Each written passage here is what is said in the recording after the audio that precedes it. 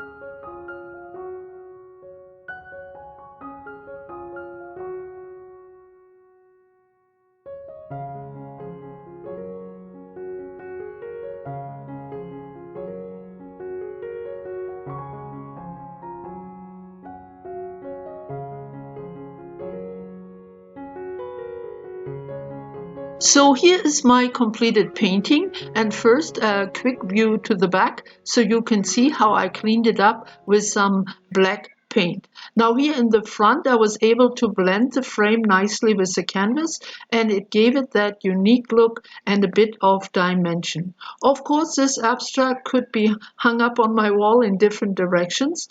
Now, aside from the little bit of texture, it's a very simple painting, but I hope you like it. I hope you like the result, and I hope you come and see me soon again. But for now, my little granddaughter and I say bye-bye.